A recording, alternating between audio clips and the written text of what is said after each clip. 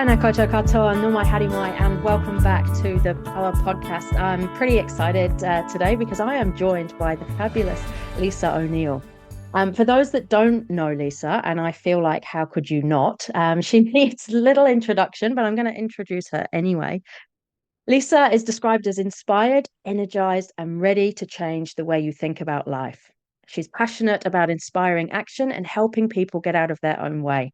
She has this unique ability to deliver heavy messages in a light and relatable way. She's the author of 7 books, and the latest of which is about energy, how to get it, how to guard it, and how to give it. Lisa, welcome. It is fabulous to have you here.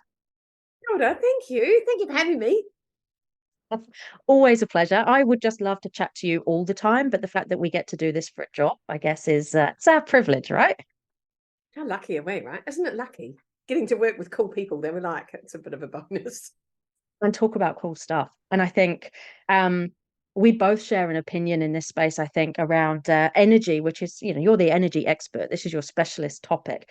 And I think when we talk about our power and how we show up and how we stand in our power, how we make an impact in the world, influence others, all of this relates back to our energy, right? And it's something that I think, it's palpable in people, even often before they've even said a word, whether people have got that power and that energy when they enter a room. So yeah, what's your thoughts on how you use energy as power? I think energy is power. I think it's our life force, right? To me, energy, and it's a bit grim, but I always say, if you've ever seen a dead body, there's no energy there. It is literally just, a bag of sausages. So you kind of, all of our life force is our energy. And like you said, you can walk into a room, and I think people sort of, your energy introduces you before you do. So when people arrive, instantly you go, or you go, oh, that person I want to hang out with, or you go, oh, hell no, that's a no from me. And our energy does tell us this, and I think we get conditioned to deny that, and we don't trust our instincts.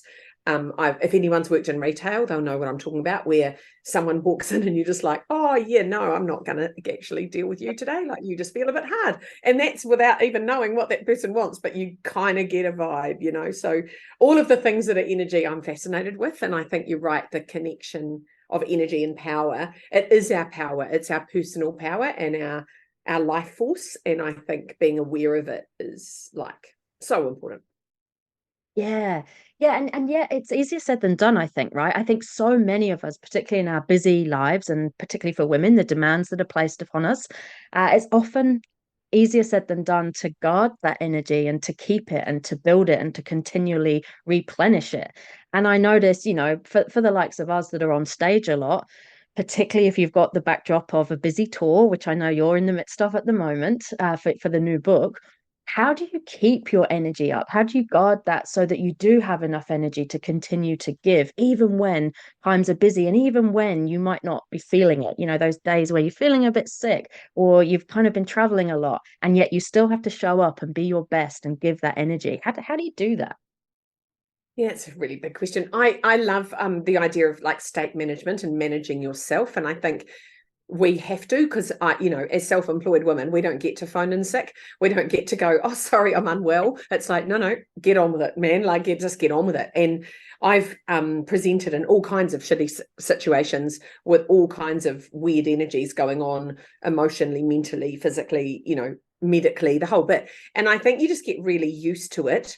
In some ways, I think it's a little unhealthy that I can present at a level I can. I'm very good at compartmentalization. So I'm good at kind of putting shit in a box and going, I'll deal with that in 40 minutes when I get off stage, especially with children. I think that's a real biggie. Like, you've got some drama going on with a kid, and then you've got to go, well, darling, I can't deal with you right now because I'm sitting in front of 400 accountants. So being able to compartmentalize, I think being a mum taught me that, because it's that whole juggling, doing so much. But as a presenter, my clients deserve the best, right? And they don't care if I've got a drama at home. They don't care that my cat just got run over. They don't care that I've got a cold. Like, there's so much in that. And for me, the answer is always in doing enough. Like, I get really energized by my work because I love it. So, and you'll get that. I think when you do stuff you love, you get energy from it. When you do stuff you hate, you get literally drained. And I think that's important. So doing something you love, if you're always drained, I don't think you're doing something you love. It's a pretty good sign, I think, for me, especially people who get really burnt out. When you get really fried, you're generally living in resentment and obligation and all those shitty energies, and you've lost the fun stuff. And so you've got to find fun stuff. Like whenever people say to me all the time, oh, I'm really exhausted, what shall I do? And I'm like, do more. And they're like, oh, that feels counterintuitive. But more is the answer, because you've got to do more of what you love. And so for me, if I've got a lot on, but I'm going away this weekend with 4 girlfriends, because that will fill my tank with joy. And that's really, and people are like, why would you go away when you're about to take off on this sort of 12-week tour? And I'm like, because that's going to fill my cup.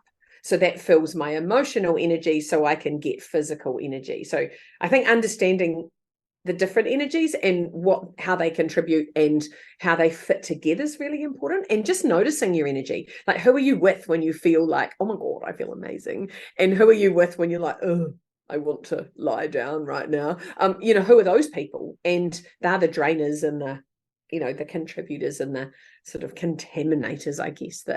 So yeah, there's a big question. But doing stuff you love, I mean, for me, it's wearing stuff I love. It's going places I love. It's eating food I love.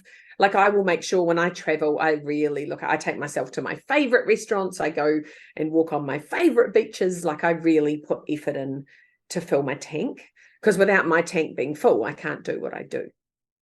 Yeah. Oh, that makes so much sense. And I love that you highlight it takes effort, because I think sometimes we think energy is the opposite. If I sit on the couch, I'll replenish my energy. And sometimes we end up feeling more shit as a result of that than we would have done if we'd have gone out and done something, right?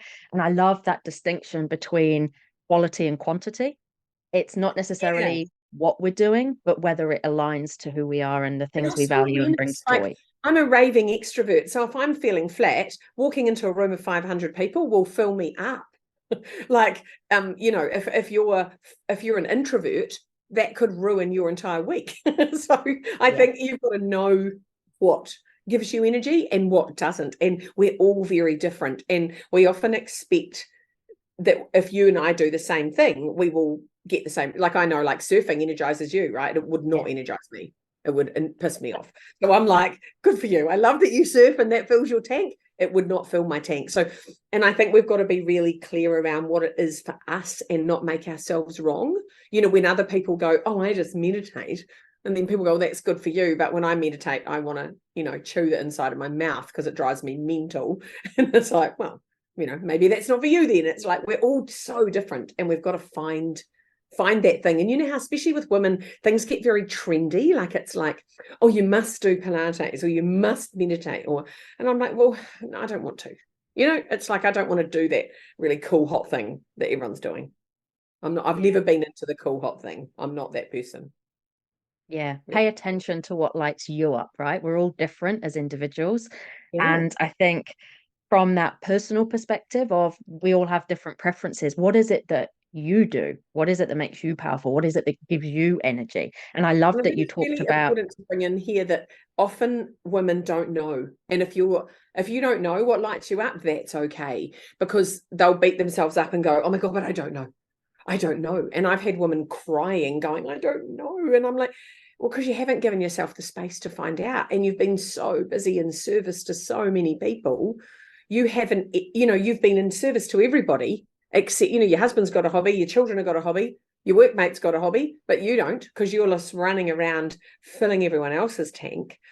And I think that's a really big question. Like, how do you find out what lights you up? Because that's the beginning of it, right? It's like, how do you do that? And I'm like, well, you try things. You go and try new things. You do new things. You think about what lit you up as a kid. What was your favorite thing to do when you were 8? Like, when was the last time you did something and you lost track of time? Like, I love that as a reference. Like, when you were, like, I love painting and sewing. And when I'm sewing or painting, oh my God, I don't, I don't eat, I don't cook, I don't talk to anyone. I'm just in this zone that makes me so happy. Like, so it's what is that for you, Yeah. And you touched on a really good point there. There are always things that add to our energy and then things that drain from it. And obviously, people are part of that as well as things.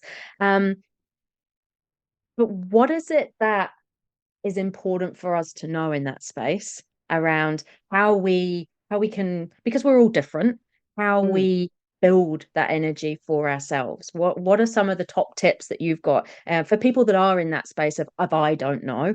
What are some of the things they can start trying, or places they can start looking at for how do I get on top of this? How do I think about my energy differently? Because you're right, we so often give it away, or we put other people's in front of our own, and are last on our own list. And then of course we've got that empty tank and can't serve anybody else. So what are some of the top tips you often find yourself giving people in that space?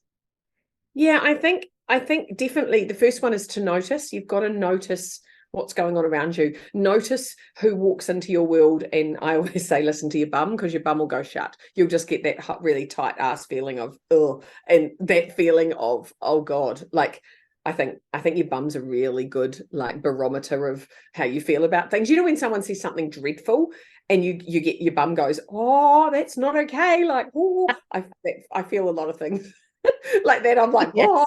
that's terrible. When you find yourself clenching your bum because someone's just said something inappropriate or is behaving badly, or that feeling, like, who is it that makes you feel tight and contracted, and who is it that when you're with them you feel 100% you, and you feel safe to be you, and you can just let all your gut, you don't have to pretend to be anything, or so who are those people? Like, noticing your people, noticing your locations. Where are you when you go, shit, I'm happy right now?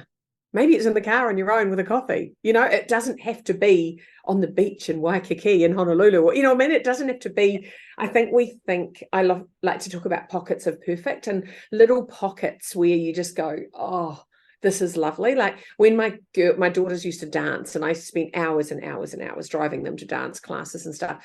And I used to, and we had this wonderful ballet teacher who wouldn't let the parents in, which I thought was brilliant, because she was like, no, you can't come because the kids misbehave and I just need them on my own.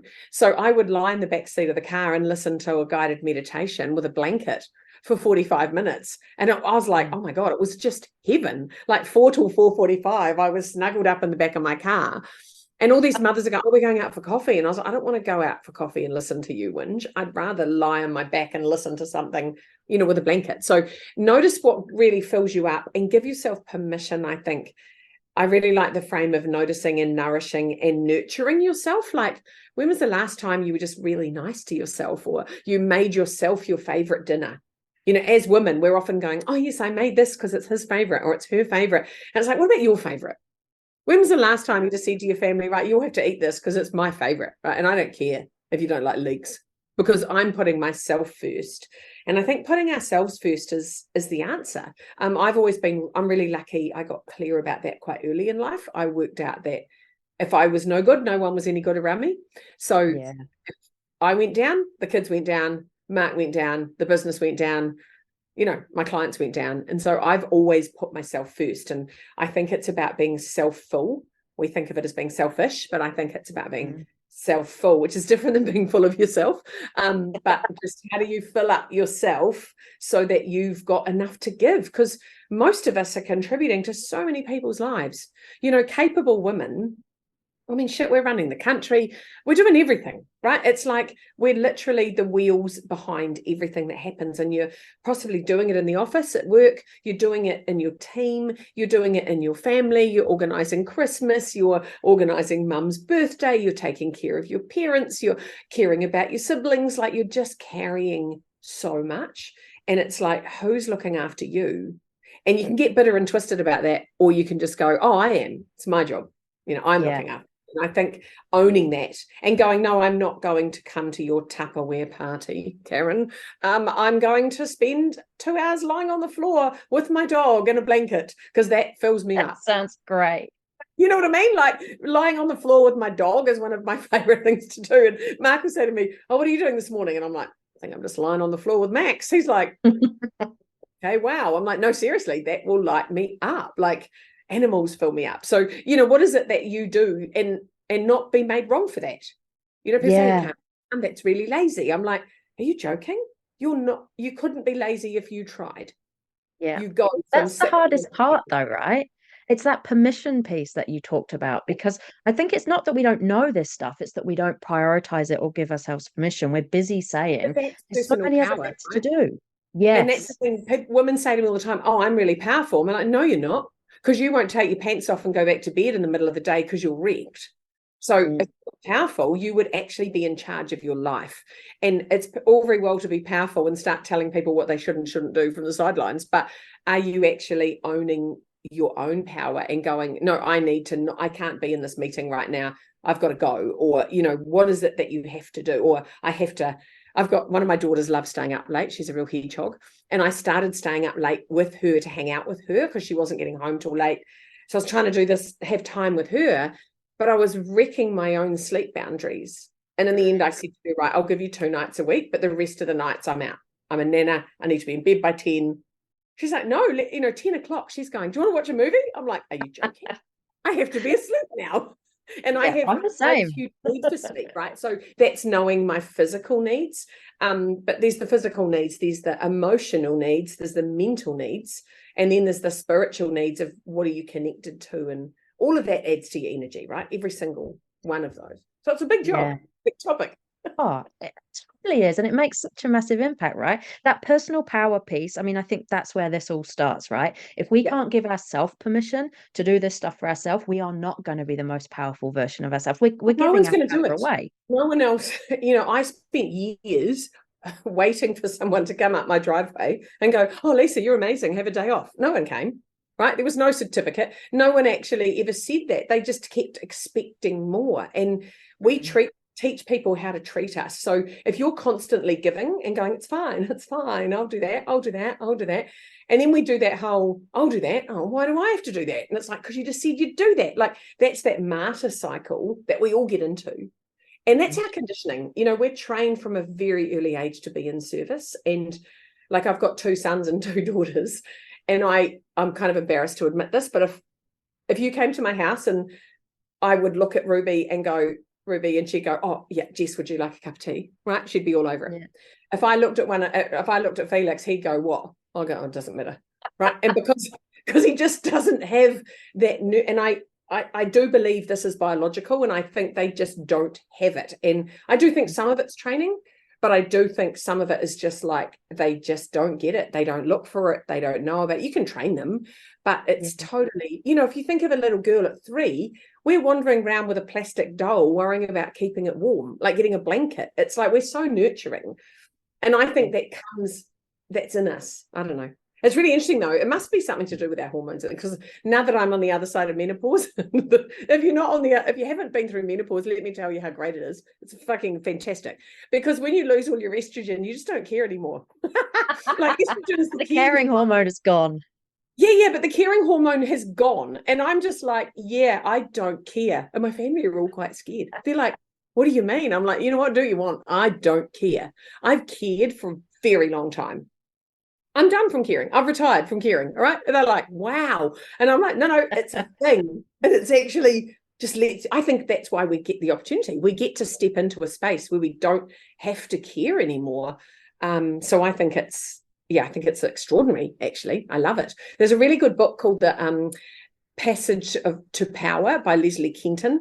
And it's awesome. And it's all about the power of menopause. And yeah, I love it. Like, it's a really powerful book. And it really helps you see the upside instead of whinging about the downside, which is pretty powerless. You know what I mean? Like being, it's like, oh, I'm fat and I'm hot and I'm sweaty. I'm like, get a fan and some big pants, you'll be fine. Just move on. It'll be over soon. Just get on with it. And you've got these also all like the lack of caring to look forward to, right? Because I reckon, because we care so much as women, often that's why we do too much. And I think sometimes, it's hard to choose what to care about, right? Like, you just want to care about everyone. Someone at work, you're going, oh, I could help that. We're so capable. Yeah. That's the secret of women, is we are so awesome. Like, it makes us powerful, but often it's our undoing. We are so powerful and so amazing, but to our detriment. Yeah. And we don't use our power for good, I think. I think we use our power to be in service because it's what we're trained for. And we need to use our power for ourselves. Like, how do you make you the best? How do you, make the decision to go, no, do you know what? Surfing's important to me and I'm going to do that every day. And if all you people here don't like it, then you know what? Too bad. I'll be with the fish, because that makes me happy. And you deserve that. We all deserve to look after ourselves and to give ourselves what we want. I think what, I'm big on wants. I'm very wanty. And I think people should get what they want. That's your job, to meet your needs. Yeah. And I think that comes back full circle, right? Because from that Yeah. serving point of view, we then have the energy to serve others and do the things that are required of us or that we want to do as well. So it kind of means everyone's happy. And yet so often we see this taking time out to do what we want as selfish or as something for me, as opposed to something that's for everybody because everybody benefits. It's often this, this time away from life that we have for us, we think as time away, but it's actually part of the work. It fuels everything else that we do in our life and our work. Well, it's like retreating, right? Like you and I both run retreats and both fully understand the magic that happens when you take yourself out of your life. And I think I'm a retreat slut. Like, I love retreat. I love running them. I love attending them. I love it, right? And it's like the experience of going, I'm taking myself away. I don't know where I'm going or who these mad people are, but I'm just going to go. And you get so much space to reflect and take yourself out of your world, and just to have some space where you go, oh shit, right?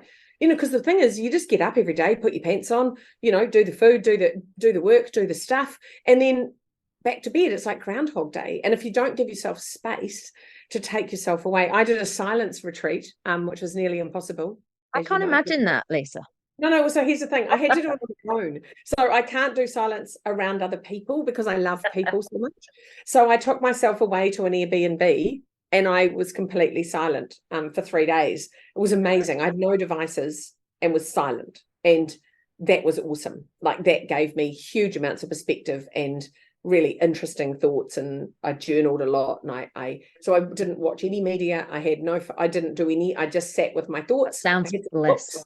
It was blissful. It was, but I can't do silence with other people because I love people so much that, like, if I was sitting in silence next to you, I'd be like, oh, Jess, I want to talk to you. So I couldn't do it, but I'm not that disciplined, but I can do it on my own, But taking yourself away, and whatever that looks like, is so good for us. And it doesn't have to be, you can go to retreats, you can take yourself on holidays, you can just go and stay at the next door neighbors when they're away and borrow their house overnight, just take yourself away. Let people miss you. Because I always say that to women, let people miss you, because they go, oh, my family wouldn't survive. I'm like, good. Let them go, oh my God, everything's fallen down. Except when I started traveling, my eldest son said to me, it's just better when you're not here, Mum. Everything's easier and we don't have to eat as many veggies. I was like, he was like, it's better, Mum. You kind of complicate things. I was like, oh, wow. That was also my known as discipline. Yeah, exactly. I think you're so right. Like, in the space is where the magic happens, and we don't allow ourselves enough space. I think we don't prioritize it. We don't realize the impact this has.